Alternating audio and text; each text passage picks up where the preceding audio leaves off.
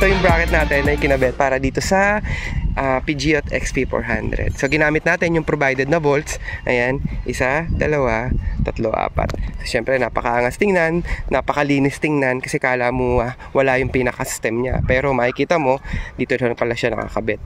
Okay, so hindi sabit yan dito sa mga may mga butas niya o sa mga upuan. Pag inangat, ayun, may space pa yan, kita nyo naman. So ayan siya. Okay, so yan yung bracket natin para dito sa Peugeot XP400. At syempre, hindi nawawala sa Jaycom bracket yung ating durability testing. Sa lahat ng mga bagong bracket na ginagawa natin dito, nakakaugalian na natin na talagang sinusubukan natin kung gaano pa talaga katibay ito.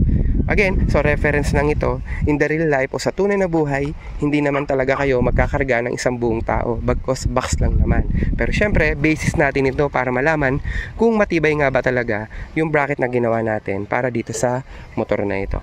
Pababa natin yung center stand. Okay, sakyan mo, pogi. Okay, so duper, sige. Yun, no, diba? So nakita mo, nagpe-play yung shock.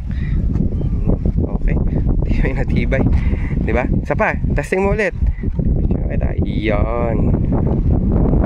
Okay, so ayan, testing natin. Hindi lang natin na magawang sakyan. Syempre, mayroon pa rin owner to. Medyo, ayan, yung bracket natin para sa XP400. Napakatibay, napakaganda, napakaangas. Ayun, actual niya. Okay. So ayan guys, salamat. Ang ganda ng motor, no? Peugeot XP400. Peugeot